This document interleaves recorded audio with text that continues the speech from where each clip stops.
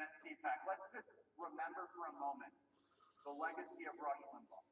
I mean, he impacted my life. I know a lot of people here had their lives impacted by Rush Limbaugh. I was honored to be able to call him a friend the last couple of years, and his generosity, his commitment, his wisdom, how relentless he was to defend our country, never betraying his audience. My goodness, did we lose a legend last week. Let's give it up to Rush Limbaugh and his family. An absolute gift to our country, Rush Limbaugh.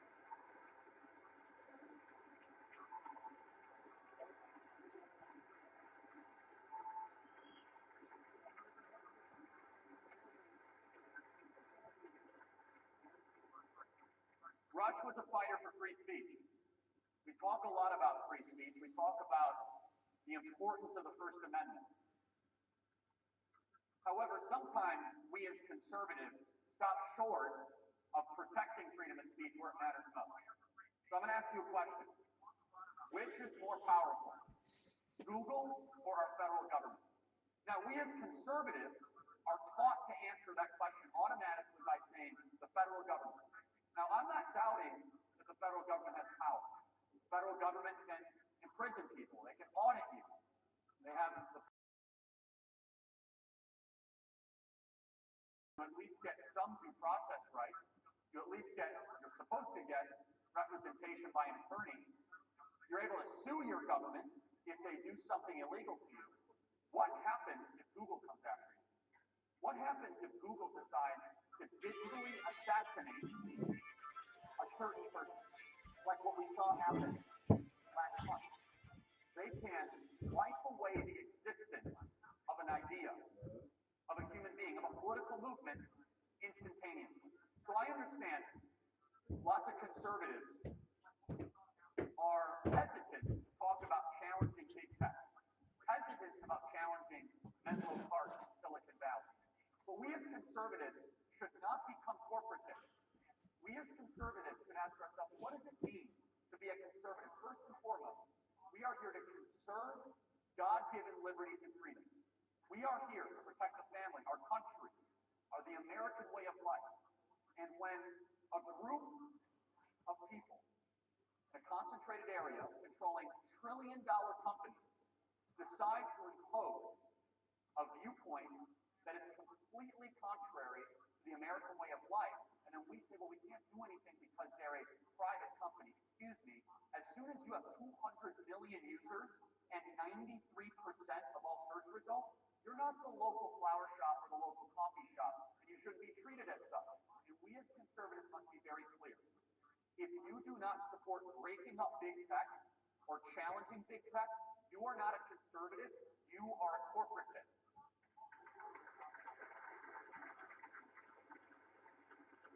You see, the founding fathers were very worried about the centralization of power. I love limited government. But why do we love limited government? We love it so that we can live lives as we see fit. The founding fathers loved liberty. They believed liberty was given to us by God, not by government. But the founding fathers never imagined that a small collection of companies could potentially be more powerful than our own government. Google is more powerful than our government, and there is no check and balance against them. People say, start a competitor. Well, they'll wipe you out like they did to Parliament. People say, well, what harm has Google actually done to the country? Well, besides addicting our children to their smartphones all day long and destroying the humanity of an entire generation, besides censoring different political opinions, even beyond that, they have the potential power to obliterate any political movement. We saw it with one of the most grotesque and dangerous acts of political interference in American history. 1 month out from the election, Hunter Biden's laptop, that story was given to the New York Post. Anyone who tweeted about it, anyone who posted about it, immediately had their account suspended. Just look at the New York Post. We have now given the entire future of American politics to basically 2 or 3 companies. And so what's the solution here for us as conservatives? What does this mean? Well, number one, we must identify the problem. And I'm going to just say something that needs to be said. Any Republican that takes money from NetPAC or from Google should leave the Republican Party. Any Republican that's funded by Google has no place in the Republican Party. We, as conservatives, must treat donations that you get from Silicon Valley like we treat donations from Planned Parenthood. We would never put up if a Republican came on stage here and said, oh, I'm financed from Planned Parenthood. Then why do we tolerate big tech companies financing our lawmakers? There are two governments in our country. There's the federal government and the government of Menlo Park. The ability to process and share information is critical to the future of our civilization. For all the lawmakers that are passing through here, or for people that want to win elected office, there are two things the conservative grassroots care about more than anything else. Number one, restoring election integrity in our country for fair and free elections. And number two, it is challenging big tech. It is giving us the ability to speak freely on social media. We should never take a default position just to defend corporations. I love free enterprise. That's why I want to challenge these corporations, because they don't. They are not believers in capitalism. They're not believers in free enterprise. They use technology, and they use our own slogans and our own phrases and our own books against us as an excuse for us not to challenge them. So in closing, I want to say this. We as conservatives are very careful about identifying existential threats. We should be. Because we as conservatives believe the biggest problem in your life is probably you and your actions. That personal responsibility, self-discipline, is inherent in being a good citizen and leading a happy and full life. But if we do not challenge these big tech companies, if we are not serious about the threat that they pose to our livelihood, to spreading information, or in some ways not spreading information at all, then we will live in a country where every state is like California. Now, this is why Ron DeSantis is a phenomenal governor. Why? Because the states need to rise up against these tech companies, as Ron DeSantis did. So for every Republican attorney general out there, sue these tech companies now for platform access, for monopolistic practices. We, as conservatives, have more power than I think we realize.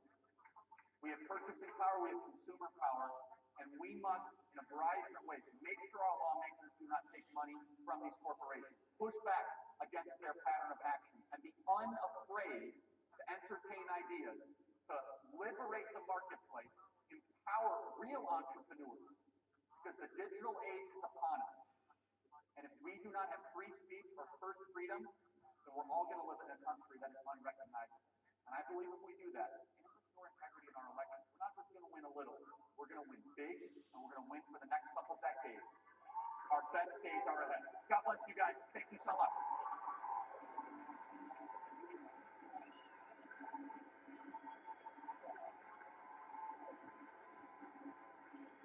Thank you, brother. Well done.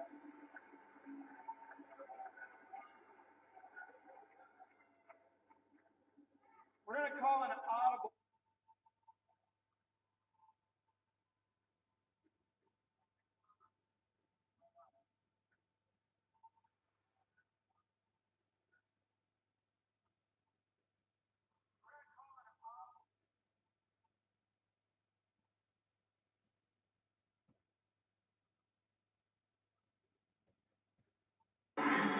Thank you, brother.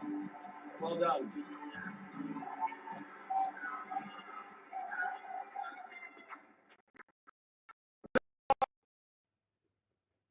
Program, and it is something that I'm genuinely excited, and I want you to hear the message you're about to hear. There is a guy that's been described as the outsider, the Ted Cruz of the Republic of Korea. A man that saw elections change in his country. A man that saw the power of changing elections. A man that understood what can happen when you change how things are done. In fact, it's a man that warned in this country several years ago of what could happen if you decided to start altering and changing.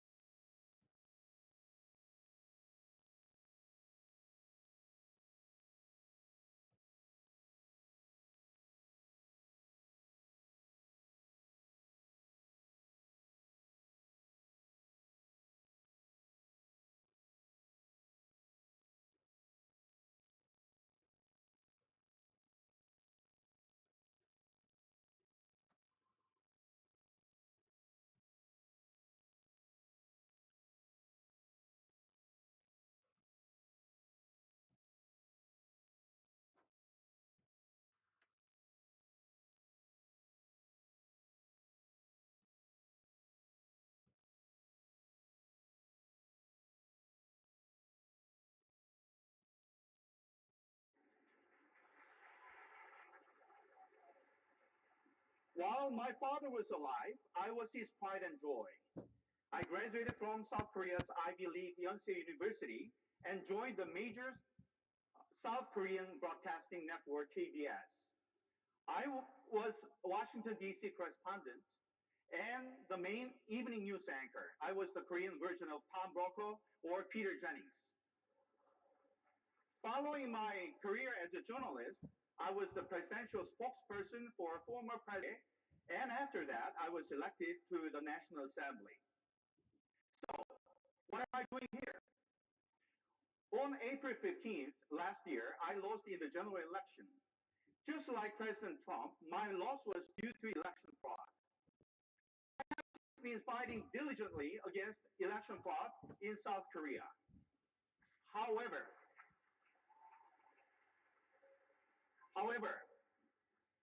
I was ignored by the leftist government, the mainstream media, and the judiciary, all dominated by current President Moon Jae-in.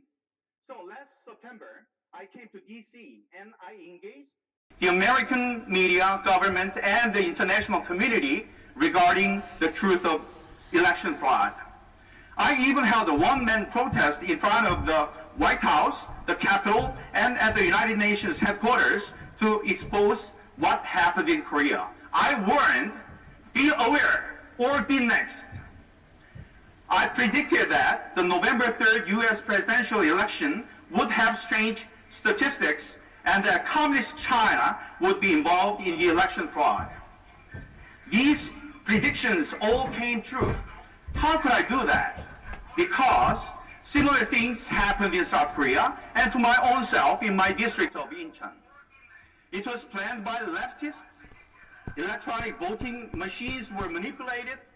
CCP intervened, and early voting and mail-in ballots were manipulated as well. There's overwhelming evidence of election fraud, but let me share with you one thing from my district.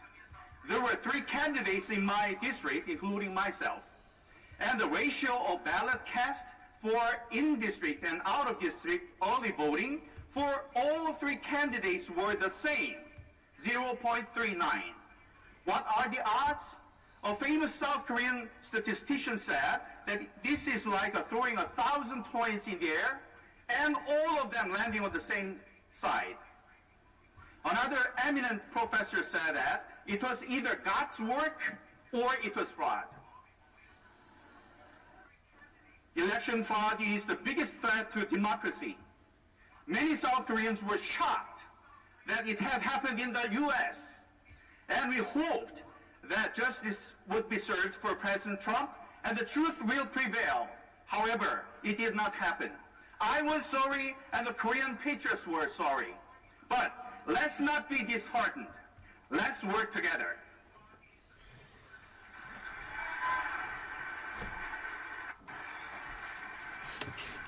During the Korean War, General Douglas MacArthur saved South Korea with Operation Chromite or the Incheon landing.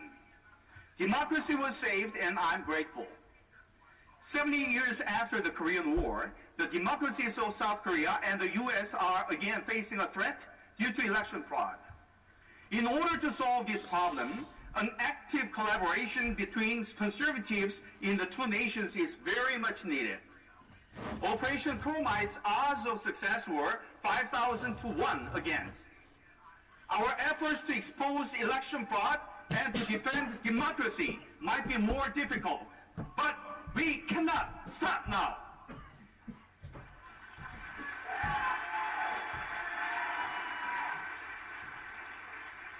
The memorial for Operation Chromite is in the district I represent, Yeonsugu-ul Incheon.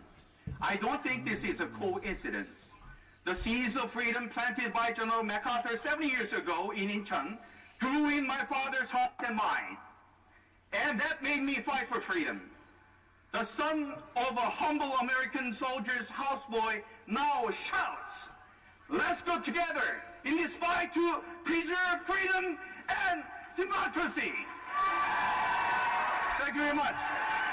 Thank you.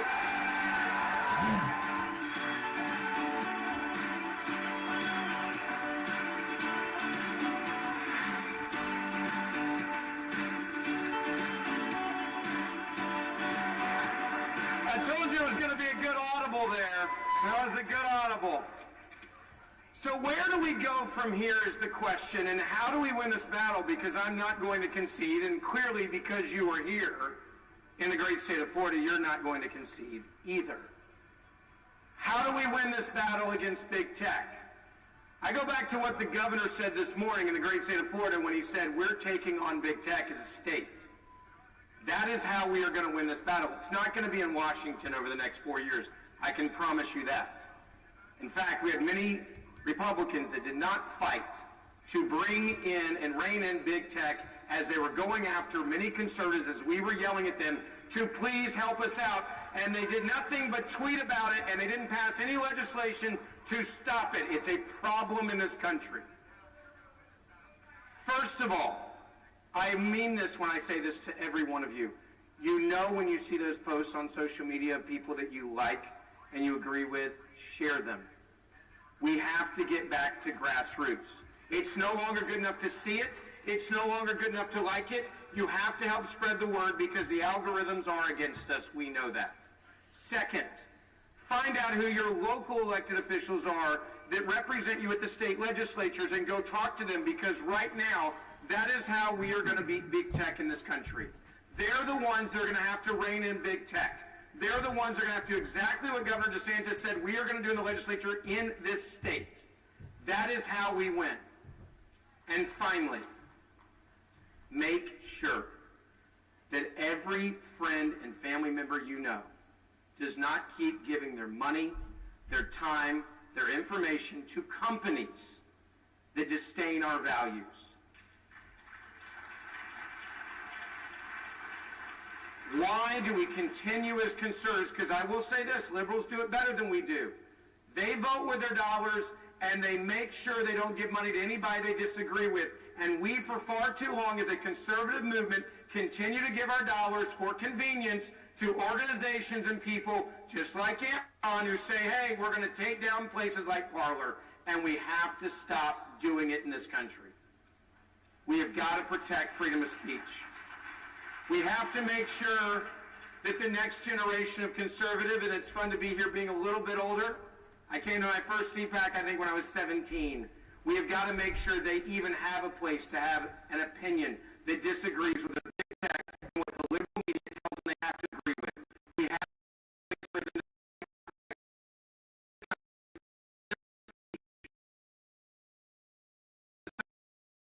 at all. God bless you guys. Thanks for supporting CPAC. Thank you for coming out. And we'll see you next year.